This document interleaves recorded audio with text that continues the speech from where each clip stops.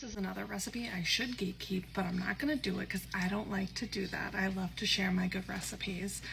A friend of mine gave this to me. It is a kid-friendly, crowd pleaser, easy to throw together, great side for weeknight. You could bring to a party. It makes a ton if you make the original. I'm going to make half tonight, so stick around.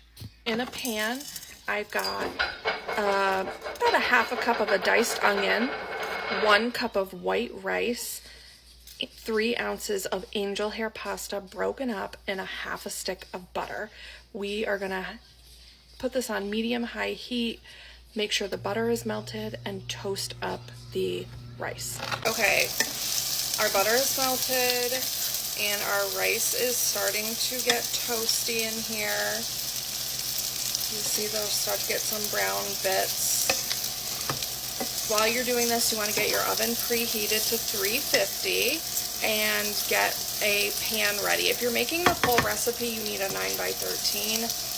If not, just like a smaller casserole pan will do. This is what we're looking like. We're getting nice and golden.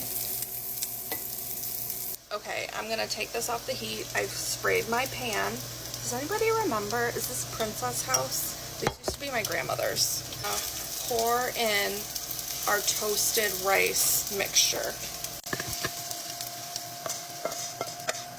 You want to spread it around nice and even. I'm going to take 2 1/4 cups of boiling water, add some better than bouillon or like bouillon cubes. I just like to make sure this is all evenly mixed so you don't have like big chunks of broth. Now you're going to pop this in the oven uncovered for 25 minutes.